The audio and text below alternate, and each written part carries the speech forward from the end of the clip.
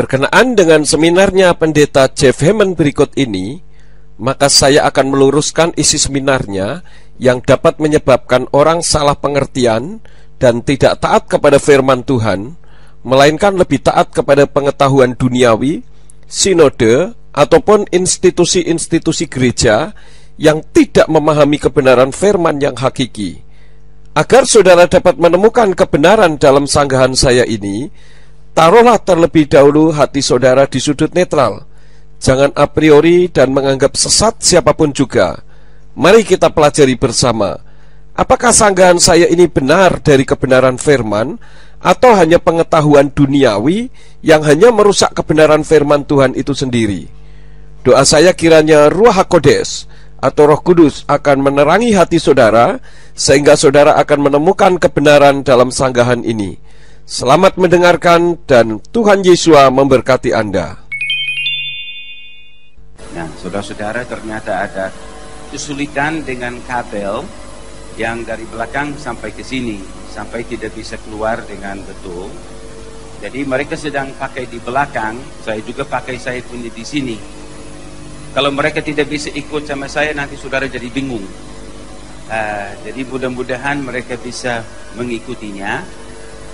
Dan saya minta supaya yang mengatur elektronik di sini supaya kabelnya diperbaiki. Kita sudah coba dengan 2 komputer, masalahnya sama. Haleluya. Annette, did you come up to front here? Ini adalah istri saya yang terbaik. Juga makalah, jangan saudara coba mengikuti makalah. Lebih baik saudara punya pena dan kertas dan catat-catat, nanti pakai makalah sebagai referensi belakangan untuk memeriksa kembali. Karena ada yang di dalam PowerPoint-nya yang tidak ada di dalam makalah. Annette, would you like to open in prayer? Mari kita berdoa. Bapa kami yang di dalam surga, pada hari ini kami datang kepada Engkau. Kami mohon bahwa Engkau akan berserta dengan kami dan berbicara kepada kami. Kiranya telinga kami akan dibuka untuk dengar firman-Mu. Terima kasih Tuhan. Kami berdoa di dalam nama Tuhan Yesus Kristus. Amin. Apa ada orang yang suka menjadi penerjemah untuk Nasar? Jangan di depan, lebih baik di belakang, supaya, karena kalau di sini saya juga mendengar seminar dari depan. Jadi Nasar juga di on the back, mungkin di sebelah kanan, sebelah kanan karena bisa lihat layar yang di situ, and she will translate in excellent English. Jadi terjemahkan sebanyak mungkin ya. Jangan cuma garis besarnya, tapi detail-detailnya juga, karena dia baru mendengar presentasi ini 3 kali, jadi dia mau hafal. Alhamdulillah. Nasar, nah di belakang sekali, atau bukan di belakang sekali, sedikit-sedikit. Oke. Pokoknya asal saya tidak bisa dengar, karena kalau yang pembicara sedang mendengar, dia punya seperti ada eko, dia punya olahan, diolah kembali kepadanya. Dan kalau dengar ada terjemahan salah sedikit, kenapa bilang begitu? Bukan begitu saya bilang. Jadi sebaiknya pembicara tidak dengar, supaya dengan tenang. Nah, kalau seminar hari ini Allah atau Yahweh, ini memang menjadi satu topik penting. Dan mungkin di satu daerah dibandingkan dengan daerah yang lain, topik ini menjadi topik yang dianggap penting di satu tempat, belum terlalu penting di lain tempat. Ada yang menganggap ini sangat-sangat penting, ada yang berkata, itu apa itu gerakan itu. Memang masalah penting dan tidaknya bagi seseorang sangat relatif. Orang yang concern dengan keselamatan pasti akan menganggap masalah nama Tuhan merupakan sesuatu yang amat sangat penting. Sebab Salah memanggil nama pribadi berarti pribadi yang hadir juga berbeda. Contohnya kalau saya memanggil Pak Yanto untuk maju ke depan, tidak mungkin Pak Jeff Hammond yang maju ke depan, kecuali salah dengar. Tetapi karena sekarang di berbagai tempat di Indonesia ada gereja-gereja yang sudah pecah, ada pendeta-pendeta yang sudah dipecat dari golongan gerejanya, ada pendeta sampai pukul pendeta yang lain, bahkan di dalam jemaat ada beberapa insiden pemukulan karena dituduh bahwa ada orang-orang yang menghina nama Tuhan karena mereka pakai kata Allah. Sehingga gerakan ini jelas menimbulkan perpecahan-perpecahan. Pak Jeff, saya minta Bapak memberikan data yang jelas. Siapa yang memecat dan siapa yang dipecat, siapa yang memukul dan siapa yang dipukul, kejadiannya di mana dan kapan hal itu terjadi.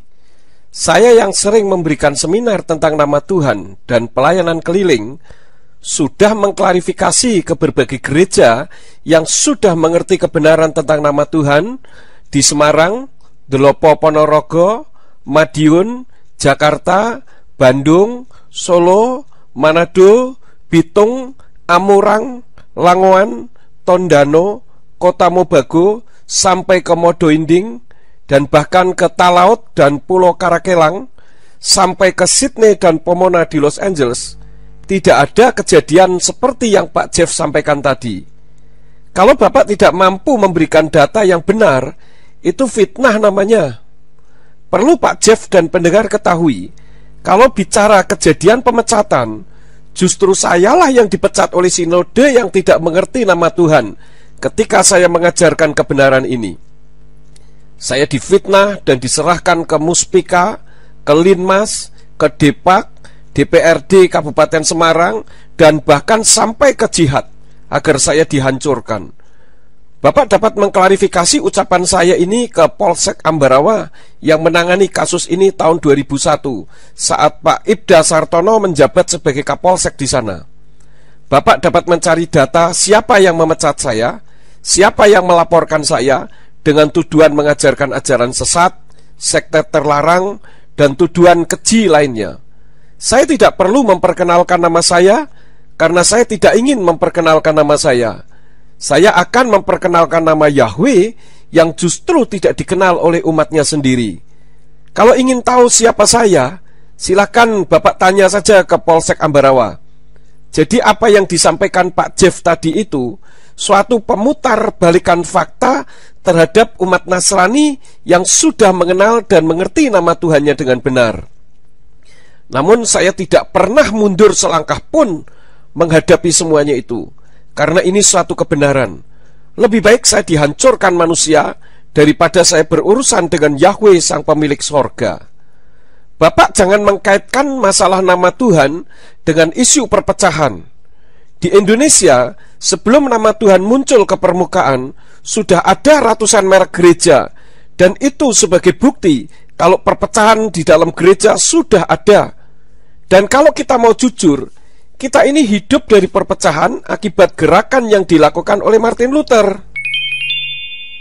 Bahkan karena kontroversi ini, ada orang-orang yang dari kaum sepupu menjadi tersinggung bahwa kita seperti menghina kata nama dari sesembahan mereka, sehingga beberapa waktu yang lalu tahun ini FPI telah mengeluarkan pernyataan kepada Lembaga Alkitab Indonesia bahwa kalau tidak semua Alkitab di Indonesia yang pakai kata Allah tidak dicabut, mereka mengancam bahwa nanti akan dibuat sweeping dari semua gereja untuk mencari Alkitab-Alkitab yang ada kata Allah dan semua buku-buku Kristen yang ada kata Allah, dan akan dibakar habis semua.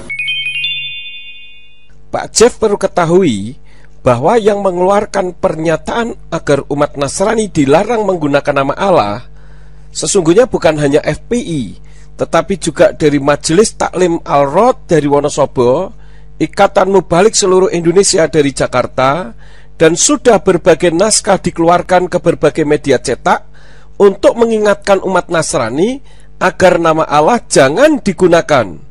Mereka tahu kalau sesembahan umat Nasrani memang bukan Allah, melainkan Yahweh yang menjadi Yesua, yang selama ini dikenal oleh umatnya di Indonesia dengan nama Yesus. Saudara sepupu kita tidak mau urusan agama dicampur adukkan, karena untuk nama Allah jika digunakan oleh umat Nasrani akan rancu. Dan sebagai orang beriman, seharusnya kita tahu kalau itu termasuk bentuk sinkritisme. Namun sangat ironis dan patut disayangkan kalau umat Muslim malah lebih mengerti tentang hal ini daripada umat Nasrani. Berarti gerakan ini bukan hanya menimbulkan masalah perpecahan intern gereja, tetapi menjadi sumber perpecahan atau meningkatnya perasaan tidak enak di antara umat yang beragama. Kalau umat Nasrani di Indonesia berpikir dewasa, sebenarnya tidak perlu ada perpecahan, karena nama Yahweh itu ada dalam kitab suci. Justru nama Allah yang tidak ada, namun diada-adakan. Kalau saya bersaksi bagaimana kelompok Pak Jeff yang tetap memaksakan kehendak agar nama Allah harus masuk dalam kekristenan dan dilarang untuk dihilangkan, nanti malah malu-maluin. Karena semangatnya pada saat itu memasukkan saya ke penjara, saya harus keluar dari kota Ambarawa atau dibantai oleh pihak Muslim. Dengan adanya gereja-gereja dibakar, seharusnya umat Nasrani dan para pemimpin berpikir, kenapa hal itu Tuhan izinkan terjadi? What's wrong? Bukannya ngotot membenarkan diri sendiri. Umat Islam bukan gila dan tanpa dasar sampai memusuhi umat Nasrani. Apa mereka membakari kelenteng dan pura serta candi-candi? Karena masing-masing telah berjalan di jalurnya sendiri-sendiri. Sedangkan dengan umat Nasrani tidak. Justru dengan saya tidak lagi menggunakan nama sesembahannya umat Islam, saya dapat bersahabat bagaikan saudara dengan tokoh-tokoh Islam dan punya hubungan baik dengan para kiai kondang di Jawa Tengah, karena kami bisa saling menghargai dan menghormati sesembahannya masing-masing. Dari Muspika, Linmas, Depak, dan sebagainya yang saya sudah sebut tadi, setelah saya terangkan justru mereka bisa menerima dan memahami pengertian yang saya sampaikan tentang nama Tuhan. Anehnya, justru pemimpin-pemimpin rohani Nasrani lah banyak yang ngotot dan tetap tidak bisa menerima. Namun bagi saya tidak masalah, karena memang untuk memahami masalah nama Tuhan ini merupakan kasih karunia dari Yahweh sesuai dengan kitab Yirmiyahu atau Yeremia pasal 24 ayat yang ke-7, dan kasih karunia dari Yesua HaMasyiah sesuai dengan kitab Matae atau Matius pasal 11 ayat yang ke-27. Mudah-mudahan dan harapan saya, setelah mendengarkan sanggahan saya ini, pendengar dapat menerima karunia untuk mengenal nama Bapa Sorgawi yang seharusnya dipahami oleh umat Nasrani.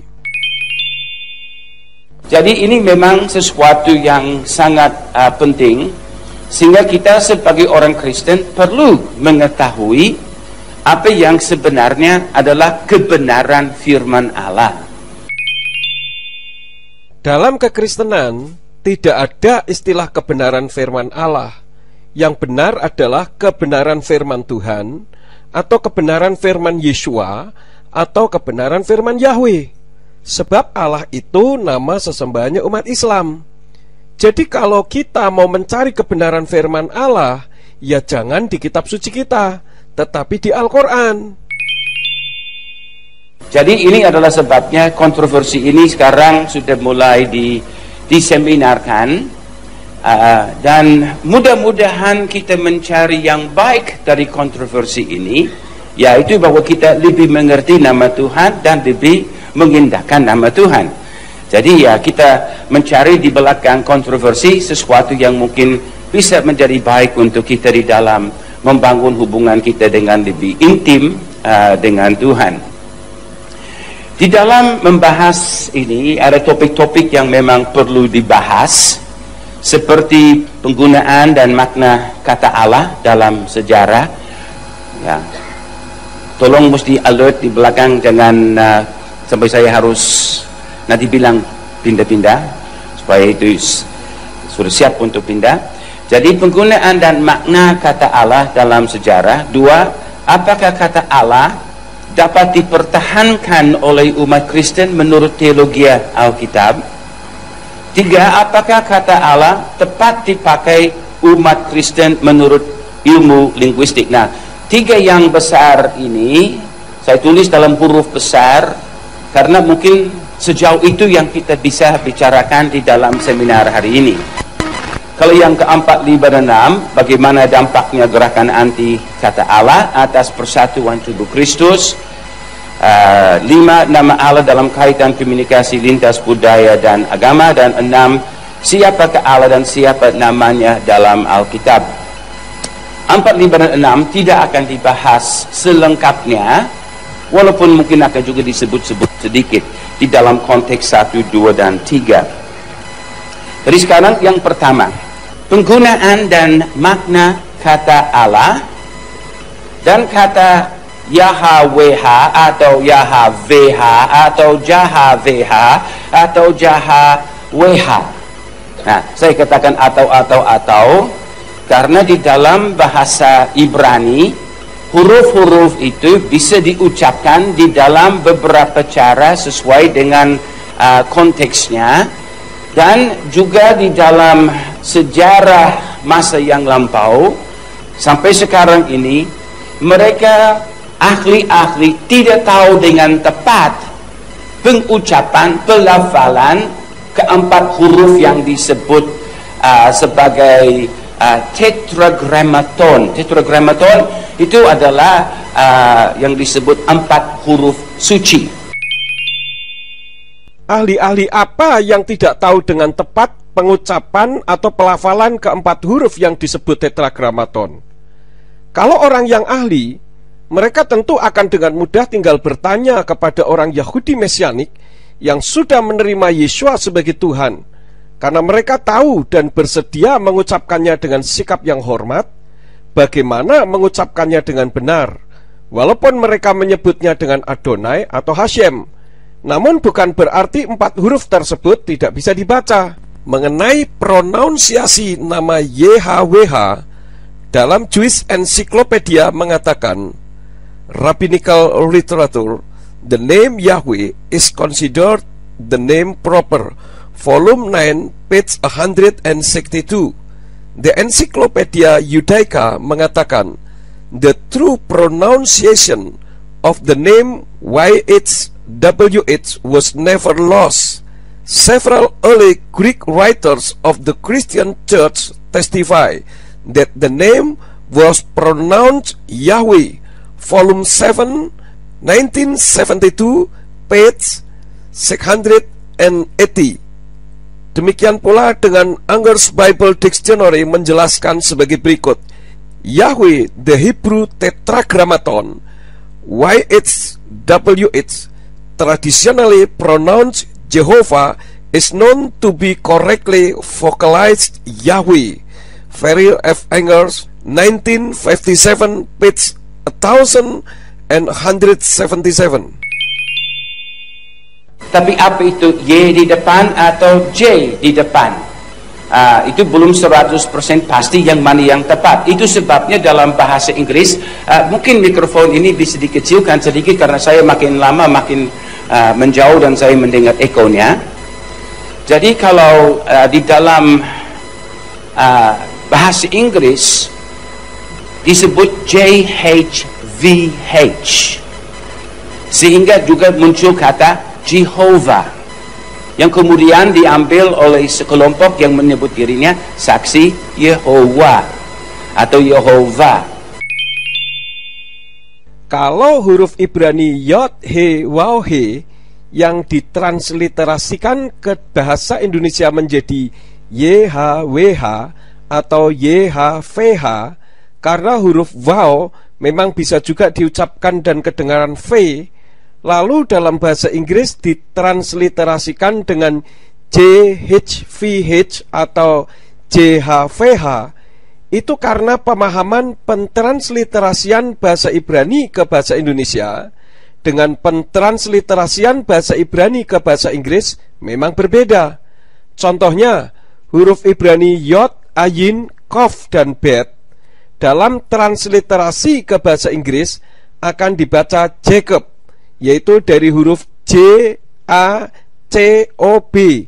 Sedang dalam bahasa Indonesia Yakub, yang jika ditransliterasi sesuai hurufnya akan terbaca Yakov dengan hurufnya Y, A, A, K, O, V, bukan Y, A, K, U, B, apalagi J, A, C, O, B. Dan untuk masalah nama Yahweh tidak seharusnya dikait-kaitkan dengan saksi Yehova, karena saksi Yehova itu merupakan pemahaman sebuah komunitas atau kelompok. Sedangkan Yahweh atau yang dalam bahasa Inggris diucapkan Jehovah merupakan nama. Jadi kalau ada yang mencampur adukkan, itu merupakan suatu kekeliruan dan membuktikan orang tidak bisa membedakan antara nama diri dengan sebuah komunitas. Jadi jangan main hantam kromo saja. Nah, di dalam penemuan-penemuan linguistik modern, ada sebagian dari ilmuwan merasa YHWH lebih tepat. Tetapi itu tidak kompak, tidak semua ahli yang sepakat, sebab ini adalah satu nama atau satu ucapan yang sudah beberapa ribu tahun tidak diucapkan. Masalah pentransliterasian huruf Ibrani, kalau sesuai dengan kaidah pentransliterasian yang benar, maka huruf Yod, He, Waw, He memang tepat jika ditransliterasikan menjadi YHWH. Dan hal ini tidak perlu membutuhkan kekompakan atau banyak sedikitnya orang yang setuju, karena berbicara masalah kebenaran pentransliterasian. Dan kalaupun nama Yahweh sudah ribuan tahun tidak pernah diucapkan, bukan berarti kemudian tidak bisa diucapkan atau tidak bisa berbunyi. Beberapa minggu yang lalu, Darwin yang duduk di depan di sini bersama dengan saya berada di Temple Institute di Yerusalem. Dan di situ saya mengambil waktu, saya menanya kepada seorang di situ, seorang ahli Ibrani, seorang Yahudi, dan seorang yang sangat peduli terhadap pembangunan kembali bait suci ketiga. Jadi mereka mau teliti segala sesuatu. Saya tanya, bagaimana ucapan yang benar untuk Yahweh atau JHWH? Dia berkata, nah ini orang ahli yang sebagai salah satu orang yang di dalam urusan Yahudi, di dalam pembangunan bait suci ketiga, yang sangat teliti atas segala hal agama Yahudi, dan dia berkata, tidak ada yang tahu. Jadi saya berkata, bagaimana nanti kalian akan berseru kepada nama itu? Nah, dia berkata bahwa ya kami percaya nanti kalau sudah dibangun, Tuhan nanti mewahyukan, karena kalau Tuhan bicara, dia juga bisa memperkenalkan dirinya kembali. Jadi, tetapi secara bahasa itu tidak ada di antara mereka yang tahu. Orang Yahudi yang ditanya Pak Jeff, kalau mengatakan tidak tahu bagaimana mengucapkan huruf Yod, He, Waw, He, itu namanya bukan ahli. Sebenarnya pertanyaan lanjutan dari Pak Jeff terhadap orang Yahudi tersebut sudah benar. Bagaimana nanti kalau pribadi yang memiliki huruf Yod, He, Waw, He itu menyatakan dirinya, lalu bagaimana nanti berseru kepada nama itu? Dan kenapa orang Yahudi itu mengatakan nanti kalau bait suci sudah dibangun, Tuhan akan mewahyukan dan memperkenalkan dirinya kembali? Kalau begitu, apakah Tuhan akan berganti nama? Kalau orang Yahudi yang ditanya Pak Jeff itu memang ahli, kenapa tidak membaca saja kitab suci Tanak atau Pentateuch? Bukankah di situ Tuhan sudah menyatakan namanya kepada Mose dan kepada para nabi? Dan era kitab Kejadian sampai 1 dan 2 Tawarikh yang menurut kronologi penulisan seharusnya ada di depan kitab Matius, itu sudah membutuhkan waktu ribuan tahun lamanya, dan namanya tidak pernah berubah. Kenapa masih menunggu pernyataan namanya lagi? Berarti orang Yahudi tersebut tidak belajar dari sejarah kitabnya sendiri. Oke, apakah pemakaian kata yang sama berarti kita memiliki konsep yang sama? Jadi ada kata yang mungkin dipakai oleh sekelompok orang, kata yang sama dipakai oleh sekelompok orang yang lain. Apakah pemakaian kata yang sama berarti kita memiliki konsep yang sama? Jawabannya tidak tentu. Nah, saya ambil contoh. Mungkin ada beberapa contoh yang saya tulis itu. Misalnya pejabat. Ada orang Malaysia datang ke Jakarta ketemu saya. Dia berkata dia mau ketemu pejabat Pertamina. Saya berkata, saya kenal seorang pejabat Pertamina. Mau kenal? Dia bilang, oh, Pak Jeff kurang mengerti. Saya mau ketemu pejabat Pertamina. Saya bilang, ya, saya kenal seorang pejabat Pertamina. Nah, Pak Jeff tidak mengerti apa yang saya maksudkan. Jadi saya bingung. Jadi saya harus gali lebih jauh. Apa maksudnya? Ternyata dalam bahasa Malaysia, pejabat artinya kantor. Untuk kita itu orang. Untuk Malaysia itu adalah kantor. Kata yang sama, tetapi pemakaiannya sedikit berbeda. Putu. Oh, saya waktu melayani di dalam satu gereja di Malaysia, saya katakan kepada gembala, setelah ibadah saya butuh sekretaris. Oh, Pak Chief, jangan bilang begitu. Kenapa? Kalau di sini kata butuh mempunyai arti seksual. Kalau di Indonesia kita bilang butuh atau perlu sama, tapi di Malaysia tidak. Perlu itu perlu, butuh ya itu butuh, ya lain. Di sana saya juga berdoa, saudara, Yesus bisa. Mereka bilang, Pak Jeff, jangan bilang begitu. Di Malaysia artinya racun.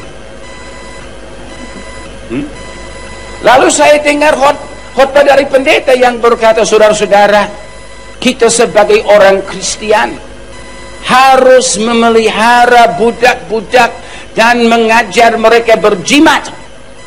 Saya pikir, astaga, sesat ini pendeta. Nah, kalau untuk kita itu memang jahat yang kita dengar begitu. Tetapi untuk mereka di sana, budak-budak itu anak-anak. Mengajar mereka berjimat artinya menghemat. Kita harus memelihara anak-anak kita dan mengajar mereka menghemat. Jadi satu kata bisa mempunyai pengertian yang berbeda. Jadi orang mungkin bisa pakai kata yang sama, tetapi konsepnya sedikit berbeda. Nah, ini juga kena kata Allah. Jadi kata Allah dalam sejarah.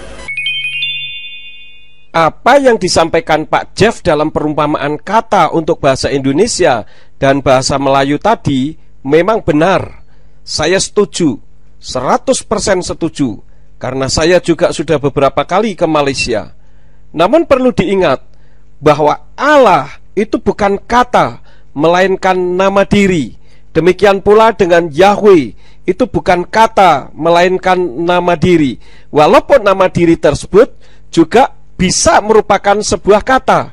Jadi harus bisa dibedakan dalam hal ini. Pemakaian kata yang sama dengan konsep yang berbeda jika dalam bahasa tidak masalah, namun dalam bahasa yang berbeda.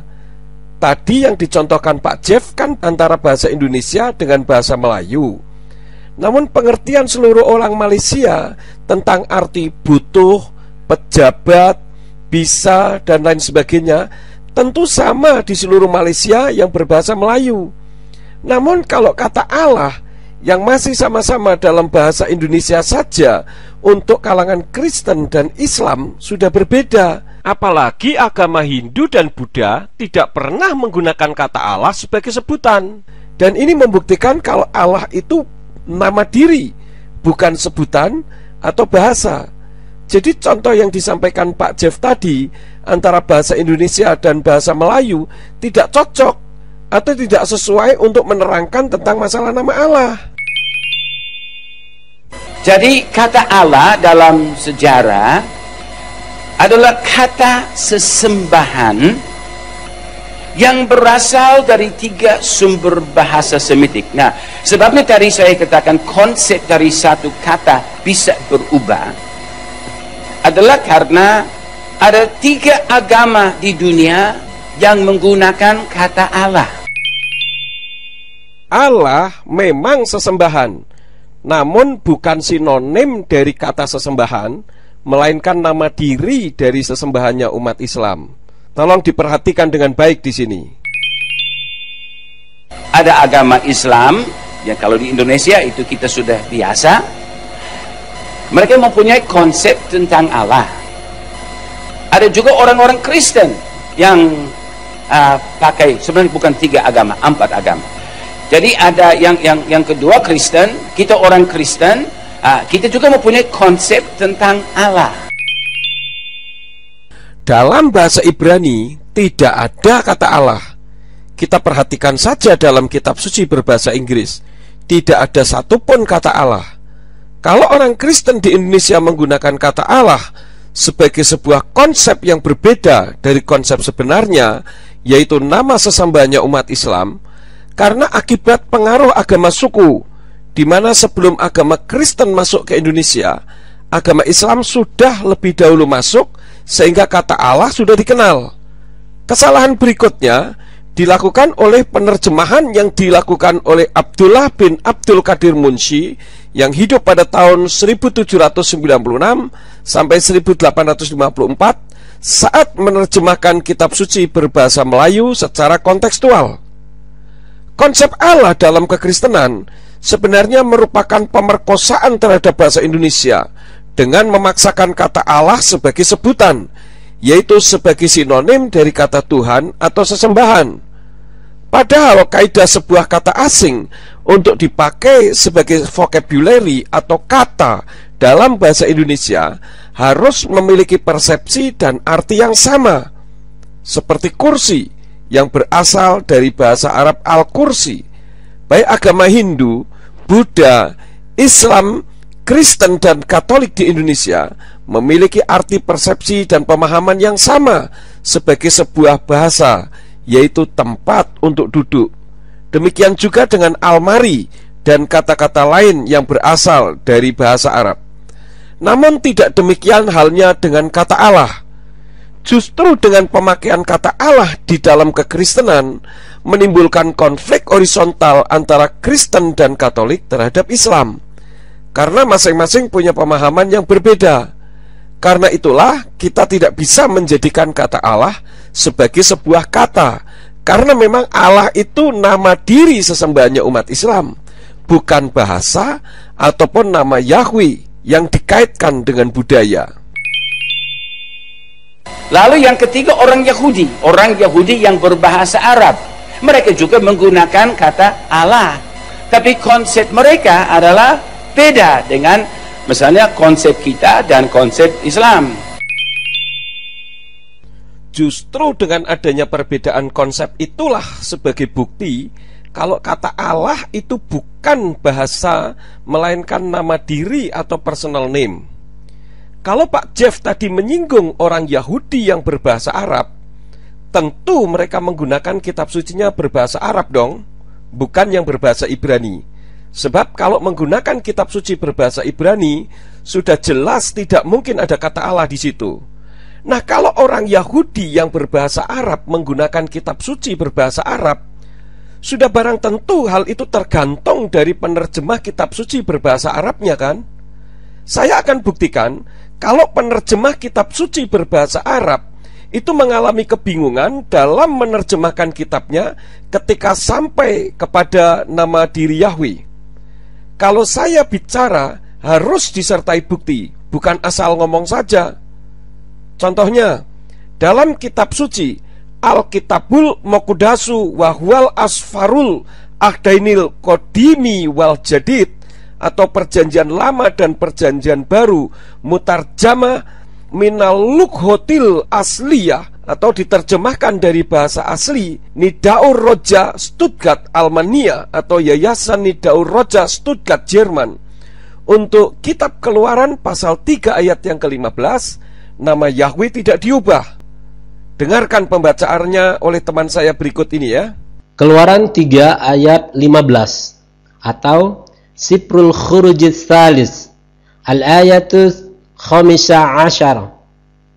Bunyinya, wa qala Allahu aidan li Musa hagaza taqulu li bani Israil Yahwa ilahu abaikum ilahu Ibrahim wa ilahu Ishaq wa ilahu Ya'qub arsalani ilaikum haza ismi ilal abadi wa haza zikri ila daurin fadaur. Namun dalam kitab Arabic Bible yang diterbitkan oleh Bible Society, nama Yahweh pada kitab Keluaran 3 ayat yang ke-15 telah berubah menjadi sebutan. Coba dengarkan pembacaannya yang berikut ini. Wa qala aidan li Musa hakaza taqulu li sya'bi Israil innar rabba awil kain ilaha abaikum wa ilaha Ibrahim wa Ishaq wa Ya'qub qad arsalani ilaikum haza huwa ismi ilal abadi wa huwal ismul ladzi ud'a bihi min jilin ila jil. Nah, itu satu ayat yang saya sampaikan sebagai contoh. Tentu saja ada banyak ayat-ayat yang lain. Hal itu membuktikan kalau penerjemah kitab suci berbahasa Arab juga mengalami kebingungan dalam mengalih bahasakan nama Yahweh yang seharusnya memang tidak perlu diterjemahkan. Dan kondisi ini persis sama dengan di Indonesia. Nah, kalau orang bingung dijadikan contoh, mau jadi apa kita ini? Dan lagi kiblat kita itu bukan kepada Yahudi Arab, bukan kepada Kristen Arab, ataupun kitab berbahasa Indonesia. Yang keempat adalah orang Hindu Sikh. Itu orang Hindu Sikh juga mempunyai sesembahan Allah, pakai kata Allah. Nah, jadi mereka juga mempunyai konsep yang berbeda. Jadi kata yang sama di dalam 4 agama, walaupun kata yang sama. Jadi apakah kita membatalkan satu kata karena orang lain juga menggunakan kata yang sama walaupun dengan konsep yang berbeda? Tentu tidak. Kita tidak membatalkan kata yang sama dalam konsep yang berbeda jika hal itu berkaitan dengan bahasa. Jadi jangan salah pengertian di sini. Namun bukan untuk nama diri. Kalau nama diri di mana saja tetap sama. Nama Jeff Hammond itu berbau bahasa Inggris, namun bukan bahasa Inggris. Di Indonesia orang tetap memanggilnya dengan Jeff Hammond. Kalau ada sedikit beda logat, tidak masalah. Karena mungkin orang Indonesia tidak bisa menyebut Jeff Hammond dengan tepat seperti apa yang Jeff Hammond maksudkan. Tetapi kalau kemudian diubah menjadi Jeff Mammon, misalkan, ini jelas salah, sebab mengubah nama diri seseorang. Karena Yahweh itu nama diri, maka dalam kitab suci berbahasa apapun, yang benar memang tidak mengubah. Kalau beda dialek, tidak masalah. Saya akan baca kitab suci berbagai bahasa yang saya miliki yang tidak mengubah nama Yahweh. Yang pertama, dalam bahasa Tagalog. Dalam kitab Keluaran 3 ayat yang ke-15 berbunyi, Ni Yahweh, eng Dios eng inyong megal ni nuno, eng Dios nina Abraham, Ishak at Yakub, at ito ang pangalang ita tawak nila saakin magpakailanman. Yang kedua, di dalam bahasa Ilocano, dalam kitab Keluaran 3 ayat yang ke-15 berbunyi, Ibagamto kadagiti Israelita asyak ni Yahweh adios dagiti kapuonanyo ti Dios da Abraham Ishak ken Jakob imbaon ka kadakwada daitoi ti pangawang kaniak dagiti amin kaputotan. 3. Dalam bahasa Batak Karo Padan Sindekah si Nipegendek terbitan tahun 1953 ipe luar arah persadan kongsi kitab si Badia Balai Alkitab Jalan Teguh Umar nomor 34 Jakarta. Dalam kitab Keluaran 3 ayat yang ke-15 dikatakan, Nina dibata kaman si Musa bage nindu man kalak Israel Yahwe dibata nu ninindu dibata Abraham dibata nu Ishak dibata nu Jakub. Ia ngesi nuruh aku ndahikam enda mekap gelarku rasa lalap bagenda igelari kam aku sundut-sundut. 4. Bahasa Batak Toba Bibel Barita Nauli Hatta Batak Toba Siganup Ari Lembaga Alkitab Indonesia Jakarta tahun 1989. Dalam kitab Yesayahu atau Yesaya pasal yang ke-42 ayat yang ke-8 berbunyi, Jehovah debata duahu dang adong debata na asing na boy membuat hamulia onku jalan dang boy debata gana-ganaan manjalo puji-pujian natu aku. Bahkan dalam kitab Matai atau Matius pasal yang ke-22 ayat yang ke-37 berbunyi, Nina Yesus ma mangalusi haholongi ma Jehovah debatam sian nasa roham sian nasa pinggiranmu dohot sian nasa gogom. Ini sekaligus membuktikan Tuhan Yesus pun mengajar orang untuk mengasihi Yahweh dengan segenap hati kita. 5. Dalam bahasa Inggris dari The Hebraic Root Version Scripture containing the Tanakh and Ketuvim Netzarim, translated out of the original Hebrew and Aramaic, dalam kitab Yesayahu pasal yang ke-42 ayat yang ke-8 mengatakan, I am Yahweh, that is my name, and my glory will I not give to another, neither my praise to graven image. Dalam perjanjian barunya untuk kitab Matai pasal yang ke-1 ayat yang ke-22 dikatakan, and all this was to fulfill what was spoken from Yahweh by prophet Yesayahu saying, dan selanjutnya. Dan itu kembali membuktikan bahwa di dalam perjanjian baru pun ada nama Yahweh. Yang ke-6, di dalam bahasa Mandarin untuk Yesayahu pasal yang ke-42 ayat yang ke-8 berbunyi, Wo se Yehovah, jiuze wo teming, aku ini Yahweh, itu namaku. Yang ke-7, dalam bahasa Amerika Latin untuk Keluaran 3 ayat yang ke-15 berbunyi, Ye tambien les diras Yahweh, el Dios de sus padres, el Dios Abraham, el Dios Ishak, Ye el Dios de Jacob. Meha enviado este será mi nombre para siempre, y con este nombre me invocarán sus hijos y sus descendientes. Dan ada beberapa lagi seperti bahasa Urdu, bahasa Hawaii juga tidak mengubah nama Yahweh. Bahkan Lembaga Alkitab Indonesia juga mencetak kitab suci punya umat Katolik, edisi Pastoral Katolik tahun 2002. Di situ memiliki ada banyak sekali nama Yahweh tersebar di mana-mana.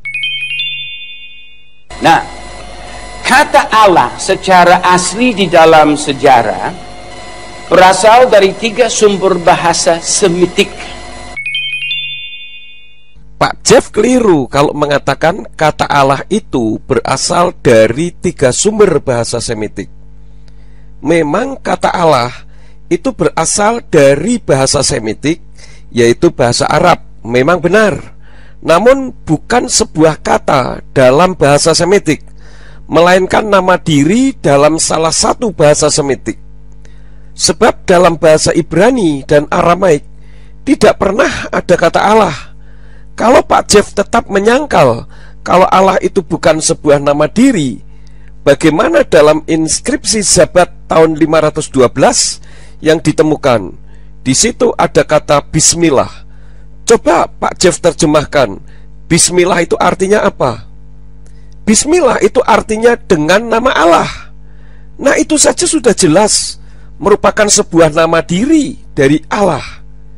Inskripsi Zabat yang sering dipakai sebagai acuan kelompok yang memaksakan kata Allah harus tetap ada di kekristenan itu lupa bahwa nama Allah sudah menjadi agama suku sebagai nama sesembahan, bukan sinonim dari kata sesembahan atau Tuhan. Nah, akibat terjemahan Lembaga Alkitab Indonesia yang rancu justru menyebabkan kata Allah menjadi nama sekaligus sebagai sebutan. Contohnya dalam kitab Kejadian pasal yang ke-33 ayat yang ke-20. Di situ dikatakan ia mendirikan mezbah di situ dan dinamainya itu Allah Israel ialah Allah. Nah, arti Allah Israel ialah Allah kalau sesuai tata bahasa Indonesia berarti ada Allah yang disembah oleh orang Israel namanya Allah. Pertanyaan saya, kapan dan di mana orang Israel menyembah Allah yang bernama Allah? Allah itu adanya di Arab, bukan di tanah Israel. Ayat tersebut kalau dalam bahasa Ibrani berbunyi Wayatsef Sam Misbiak Wayikra'lo El Elohi Yisrael. Nah, kalimat El Elohi Yisrael itu maksudnya bahwa di dunia ini ada banyak El, namun El yang benar-benar El adalah El-nya Yisrael. Dan El-nya Yisrael itu punya nama, namanya adalah Yahweh. Dalam kitab Ibrani dan Aramaik tidak pernah ada kata Allah. Kalau Allah memang ada, yaitu di kitab Yehosua atau Yosua pasal yang ke-24 ayat yang ke-26. Ini sebagai salah satu contoh saja. Bunyinya Wayiktov Yehosua et Hatfarim Haele Biseper Torat Elohim Wayikak Even Gedola Wayekimeha Sham Takhat Ha'ala Asher Bemikdas Yahweh, yang artinya Yehosua menuliskan semuanya itu dalam kitab Torat Elohim. Lalu ia mengambil batu yang besar dan mendirikan di sana di bawah pohon besar di tempat kudus Yahweh. Nah, kata Allah dalam ayat tersebut dalam Strong's Code ada di nomor 427. Artinya adalah variasi dari jenis tanaman oak dan bisa juga diterjemahkan menjadi pohon besar. Jadi kata Allah dalam bahasa Ibrani tidak ada kaitannya dengan sesembahan ataupun nama sesembahan. Yang disebut Semitik karena ini dikatakan aliran bahasa yang muncul dari Sem, anak Nuh, yang datang dari Bukit Ararat. Dia pindah ke bangsa Yaman, membangun perkampungan Semit yang pertama di daerah kota Sana'a di negara Yaman. Dan dari situ orang Semit telah menyebar ke berbagai tempat dan jurusan. Jadi bahasa Semit itu dari Sem.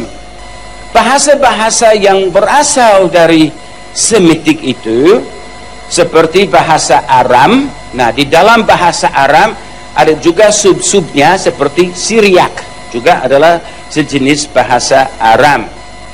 Kata Allah di dalam bahasa Aram diucapkan Allah atau Allah. Saya tidak akan memberikan banyak komentar lagi di sini. Yang pasti dalam bahasa Aram tidak ada kata Allah. Silakan Pak Jeff membaca saja Alkitab dalam bahasa Aram. Saya punya Pesita Aramaic English Interlinear New Testament. Tidak ada kata Allah di sana. Kalau vokal yang mendekati seperti yang saya sudah terangkan tadi dari kitab Yehosua pasal yang ke-24 ayat yang ke-26 memang ada.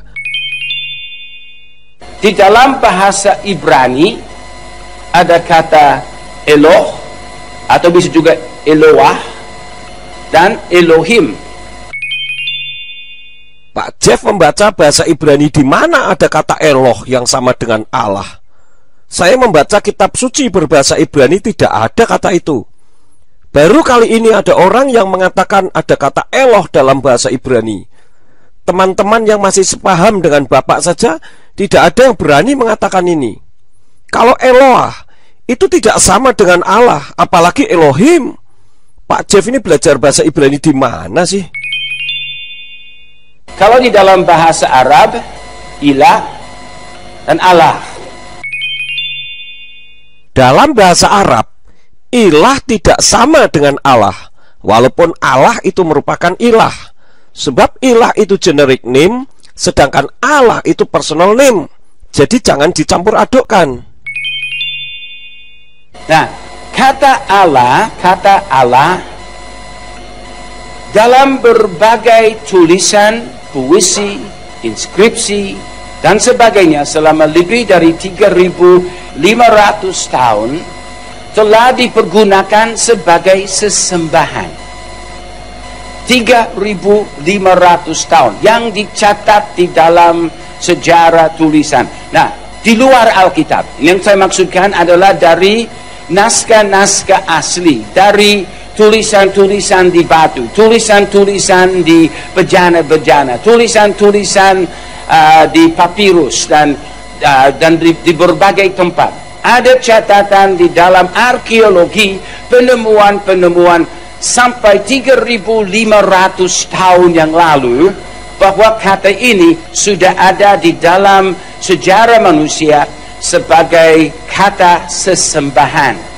Sesembahan itu memiliki nama, ribuan nama.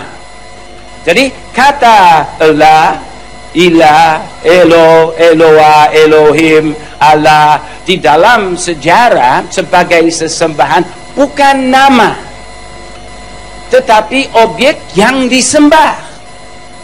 Dan yang disembah itu memiliki nama. Tadi Pak Jeff mengatakan kalau Allah itu bukan nama, melainkan objek yang disembah. Coba Pak Jeff terangkan kitab Kejadian pasal yang ke-33 ayat yang ke-20, bagian kalimat Allah Israel ialah Allah. Apakah dua kata Allah di situ semuanya sebutan, atau hanya sebagai pengungkapan objek yang disembah saja? Lalu kalau demikian, siapa namanya? Ini suatu bukti terjemahan yang rancu, kacau, dan tidak profesional. Lalu bagaimana dengan semua kata Allah dengan huruf kapital semua yang paling banyak diketemukan dalam kitab Yehezkel atau Yeskiel, yang kalau diklarifikasikan dalam bahasa Ibrani ternyata berasal dari nama diri Yahweh? Apakah masih disangkali juga kalau Allah itu hanya sebagai sebutan? Ada ratusan ayat dalam kitab Yehezkel di mana Allah dengan huruf kapital semua merupakan nama diri yang aslinya sebenarnya dari nama diri Yahweh. Tetapi sebagai bukti buat pendengar, saya beri contoh satu saja, yaitu di dalam Yehezkel pasal 7 ayat yang ke-5. Saya ambil yang ayat pendek saja. Di situ diterjemahkan oleh LAI, beginilah firman Tuhan Allah, lihat, bencana demi bencana akan datang. Dalam bahasa Ibraninya berbunyi Koamar Adonai Yahweh Ra'a Ahad Ra'a Hinefa'a. Kalau begitu Tuhannya orang Kristen dan Katolik ini ada berapa sih? Kalau kita mengikuti terjemahannya LAI, maka Tuhannya umat Kristen dan Katolik itu ada 4. Yang pertama, Tuhan dengan huruf besar semua. Contohnya di dalam kitab Yesayahu atau Yesaya pasal yang ke-42 ayat yang ke-8 diterjemahkan oleh LAI, aku ini Tuhan, itulah namaku, dengan huruf besar semua. Padahal aslinya Ani Yahweh, Husmi. Kemudian yang kedua, Tuhan, hanya T-nya saja yang besar. Contohnya di dalam Kisah Rasul pasal yang kedua ayat yang ke-21 diterjemahkan oleh Lembaga Alkitab Indonesia, sebab barang siapa yang berseru kepada nama Tuhan akan diselamatkan. Hanya T-nya saja yang besar di situ. Padahal aslinya berbunyi Wahaya Kol Asyer Yikra Besem Yahweh Yimalet. Kemudian yang ketiga, Allah dengan huruf besar semuanya. Contohnya di dalam kitab Mazmur 109 ayat yang ke-21 diterjemahkan oleh Lembaga Alkitab Indonesia, tetapi engkau, ya Allah Tuhanku, bertindaklah kepadaku oleh karena namamu, lepaskanlah aku oleh sebab kasih setiamu yang baik. Padahal dalam bahasa Ibrani berbunyi wa ata Yahweh Adonai aso iti lemaan semeka kitov kasdeka hatsileni. Kemudian yang keempat, Allah hanya saja yang besar. Contohnya di dalam kitab Matai atau Matius pasal yang keempat, ayat yang keempat, diterjemahkan oleh Lembaga Alkitab Indonesia.